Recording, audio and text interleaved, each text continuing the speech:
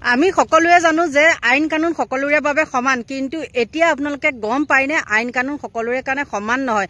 আমাৰ সাধাৰণ জনতাৰ কাৰণে আইনখন বেলেগ আৰু বিজেপি চৰকাৰৰ কাৰণে আইনখন বেলেগ।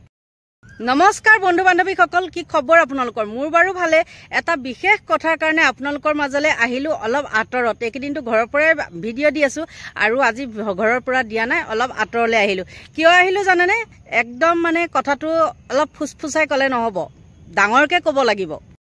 এতিয়া আহিছোঁ কথাখিনি মূল ভাগলৈ। আজিৰ পৰা কেইদিনমানৰ আগত ডিগবৈ সুৰেণ ফুকনে নিৰ্বাচনী আইন উলংঘা কৰি পেলাই তেওঁ প্ৰচাৰ কামত গৈছিলে আৰু তাতে ক্ষুণ্ণ হৈছিলে এগৰাকী জোনমণি মৰাণ বুলি মহিলা।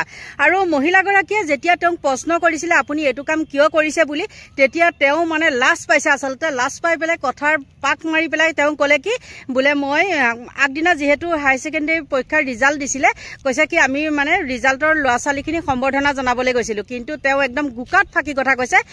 তেওঁ য'ত গৈছিলে সেই জেগাত তেওঁ মানে হায়াৰ ছেকেণ্ডেৰী ৰিজাল্ট দিয়া ল'ৰা ছোৱালী তাত নাছিলে আৰু তেওঁ সেইটো মিছাৰ আশ্ৰয় লৈছিলে আৰু তাতে ক্ষুণ্ণ হৈ কিছু লাজ পাইছিলে।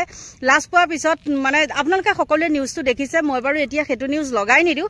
আৰু তাতে ক্ষুণ্ণ হৈ পেলাই জোনমণি মৰাণক মানে তেওঁ কেছ দিছিলে আৰু বহুত মানে অৱশ্য কিছুমান মানে কেছ ধাৰা লগাই পেলাই তেওঁ কেছ দিছে। কিন্তু কালি ডিগবৈৰ মানে পুলিচ ষ্টেচনে তেওঁ কি কৰিছে, আটক কৰিছে। আৰু আটক কৰাৰ পিছৰ পৰ্যায়টোৰ কথা কৈছোঁ দেই। এতিয়া আমাৰ মহিলাসকল হাত সাৱটি বহি থাকিলে হ'বনে? কিন্তু এইখিনিতে এটা বৰ দুখেৰে জনাওঁ, মহিলাসকলে কিয় বুজি নাপায় মহিলাৰ মানে দুখ বেদনা। সেই জোনমণি মৰাণে নিজৰ ব্যক্তি স্বাৰ্থৰ কাৰণে জানো সুৰেণ ফুকনক মানে তেনেকুৱা আক্ৰমণ কৰিছিলে? তেওঁ যিহেতু সৎ সাহস আছে জোনমণি ৰাভা আহিছে চৰি দেই, জোনমণি মৰাণৰ আপোনালোকে জানে, চৰি মই কৈ দিছোঁ শুনক, জোনমণি ৰাভা বুলিয়ে আহি যায়। কেইদিনমানৰ আজিৰ পৰা 1 বছৰ 1.5 বছৰ আগত শুনিছিলেই ন কি হৈছিলে, সেইটো মানে হৈছে মনত থাকি গৈছে, সেইকাৰণে মই জোনমণি ৰাভা বুলি কৈ পালোঁ দেই, একদম ক্ষমা কৰিব। আচলতে জোনমণি মৰাণৰ কথা মই ক'বলৈ গৈছোঁ। এতিয়া সেই জোনমণি মৰাণক তেনেকৈ আমি এৰি দিলে হ'বনে বাৰু? নিশ্চয় নহ'ব, নহয়নে? আৰু যাৰ মানে কি কৈছোঁ মানে মহিলাসকলৰ প্ৰতি যাৰ আছে মানে কি কয় মৰম চেনেহ বা শুদ্ধ বুলি ক'ব পৰা যাৰ মানে আছে, সাহসটো আছে, তেওঁলোক যাতে জোনমণি মৰাণৰ কাৰণে ওলাই আহে। আৰু ওলাই আহিছে, এতিয়ালৈকে দেখা নাই, কিন্তু এজন যুৱকে বৰ সুন্দৰ এটা পোষ্ট কৰিছিলে, সেইখিনি এতিয়া মানে মই কৰিব নোৱাৰোঁ, পাহৰিয়ে গৈছোঁ। যিহেতু মই এতিয়া পাহৰি গৈছোঁ নহয়, ইটো ফোনত মোৰ আছে টুকি থোৱা, কিন্তু বহুত মানে জানিবলগীয়া কিছু কথা সেই ল'ৰাজনে উল্লেখ কৰিছিলে। কিন্তু সেইখিনি বাৰু যিয়ে নহওক, সেইটো কথা ক'বলৈ নাযাওঁ। কিন্তু আমাৰ মহিলাসকল ওলাই আহিব লাগে। আৰু গম পোৱা মতে এতিয়া কি হৈছে, কিছু মহিলা নাৰী মুক্তি বাহিনী এনেকৈ ওলাই আহিছে আৰু সেইটো কাৰণে মোৰ বহুত ভাল লাগিছে। আৰু এই ক্ষেত্ৰত আগভাগ লৈছে মানে কি, তেওঁ খা খবৰ ল'বলৈ ইতিমধ্যে সেই থানাত, ডিগবৈ থানাত উপস্থিত হৈছে কৃষক মুক্তিৰ সংগ্ৰাম সমিতিৰ এজন নেতা উমানন্দ মৰাণ বুলি এজন যুৱক আগবাঢ়ি গৈছে। আৰু তেওঁ কোৱা মতে সেই সুৰেণ ফুকনৰ জোনমণি মৰাণ হ'ল নাতিনীয়েক। আৰু চাওক, ৰাজনীতি পথাৰখন এনেকুৱাই লেতেৰা, নিজৰ নাতিনীকে ৰক্ষা নিদিলে সুৰেণ ফুকনে। আৰু এই সুৰেণ ফুকনক লৈ আমাৰ কিছু মহিলাই কিবা আশা কৰিব পাৰেনে? আৰু সুৰেণ ফুকনৰ যিখন মই ডিপি লগাই দিছোঁ, তেওঁ হাঁহিটোতে আছে। কিছুমান মানে কি ক'ম আৰু নক'বলগীয়া ভাষা কিছুমানে ওলাই যাব, গতিকে কি ক'ম। আৰু আমাৰ উমানন্দ মৰাণে কি ক'লে আপোনালোকৰ মাজলৈ আগবঢ়াই দিছোঁ, চাওক।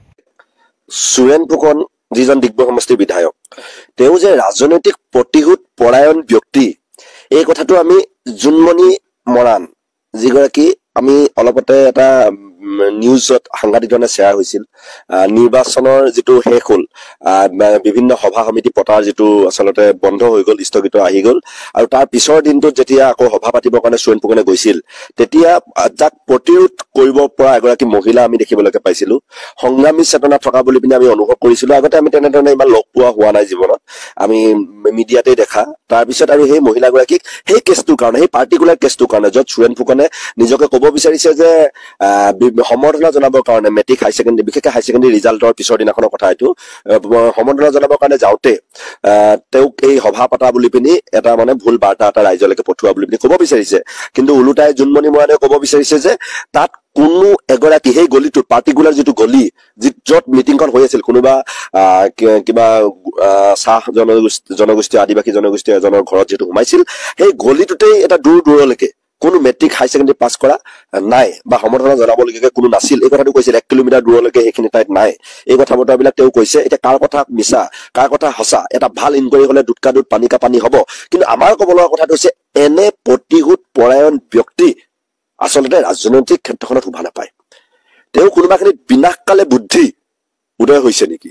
তেওঁ কোনোবা এখিনিত আহিব লগা 26ৰ নিৰ্বাচনত ভয়ংকৰ এটা পৰিণতিৰ দিশেৰে যে তেওঁ ৰাজনৈতিক কেৰিয়াৰটো আগবাঢ়িছে, এই কথা বতৰাবিলাক কৰবাত নহয় কৰবাত অনুভৱ কৰি এই ধৰণৰ প্ৰতিশোধ পৰায়ণ এগৰাকী মহিলাৰ ওপৰত, কম লাজৰ কথা হ'ব পাৰেনে? এগৰাকী মহিলাৰ ওপৰত তাতোতকৈও ভয়ংকৰ কথাটো হৈছে, তাতোতকৈও অসমৰ ৰাইজে জানিবলগীয়া কথাটো হৈছে যে নিজৰ খেলৰ কাছগৈয়া পৰিয়ালৰ দেউতা বুলি ক'ব লাগে, ককা গ্ৰেণ্ডফাদাৰ বুলি ক'ব লাগে সুৰেণ ফুকনক জোনমণিয়ে তাৰমানে নাতিনীয়েকক জেলত পঠাবৰ কাৰণে উঠি পৰি লাগিছে। হে, আমিও মৰাণ ল'ৰা, মোৰ পিছফালে আছে ভাস্কৰ খাটোৱাল গয়া, মই নিজে মুদৈ গয়া, হে এওঁ নিজে খাটোৱাল গয়া, পিন্টু বা টুটু। তো মৰাণতো সৰু সৰু ভৰিত থাকে, একেবাৰে ব্লাডৰ দেউতা সম্বন্ধীয় এজনে যেতিয়া নাতিনীয়েকক জেল পঠাবলগীয়া হয়, আৰু যাক আমি সমষ্টিটোৰ প্ৰতিনিধি বুলি চিনাকি দিওঁ, 126 জনে প্ৰতিনিধি থাকে অসমত, তাৰে ভিতৰত এজন আকৌ তেওঁ। তেনেকুৱা এজন ব্যক্তিৰ মানসিকতা কিমান নিম্ন লেভেলৰ, কিমান একদম চূড়ান্ত তলৰ লেভেলৰ হ'ব লাগিব এনেকুৱা কাণ্ড কৰিবৰ কাৰণে। আমি তেওঁক আহ্বান জনাইছো, আপুনি এই প্ৰতিশোধ পৰায়ণ মনোভাৱটো যদি ত্যাগ নকৰে, আপোনাক সমষ্টিবাসীয়ে যে ত্যাগ কৰিব, এই কথাটো স্পষ্ট। আৰু দ্বিতীয় কথাটো হৈছে, আমি এতিয়া অসম পুলিচলৈকে চাম। অসম পুলিচৰ ওচৰলৈ কেছ আহিছে, মনোৰঞ্জন শইকীয়া ডুমডুমা থানাৰ OC, তেওঁৰ ওপৰত আমাৰ বিশ্বাস আছে। তেওঁ অন্য 10 জন সততাৰে থকা তিনিচুকীয়া জিলাৰ অফিচাৰ কেইজনৰ ভিতৰত এজন তেওঁ। তেখেতৰ ওপৰত আমাৰ এটা দৃষ্টি থাকিব যে তেওঁ কিমান সততা অসমীয়া ৰাইজে, তিনিচুকীয়া ৰাইজে, ডুমডুমা ৰাইজে ভাবি থকা। কাৰণ ইয়াত তেওঁ ভালেবিলাক কাম কৰি ৰাখিছে।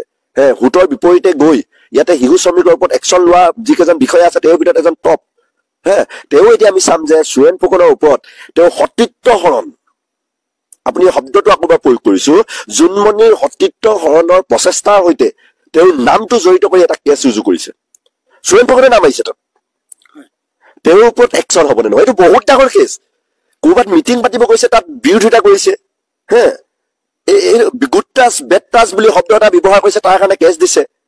এতিয়া জোনমণিয়ে কৈছে যে সুৰেণ ফুকন যিজন তেওঁৰ দেউতা, তেওঁৰ সেনাপতিত্বত বা তেওঁৰ প্ৰত্যক্ষ বা পৰোক্ষ কিবা এটা লিখিছে তেওঁ ভালকে তাতে, তেনেধৰণে তেওঁ এই সতীত্ব হৰণৰ এটা প্ৰচেষ্টা চলিছিলে বুলি পিনি যোৱাকালি নে পৰহি এটা কেছ এটা ইয়াতে ৰুজু কৰিছে।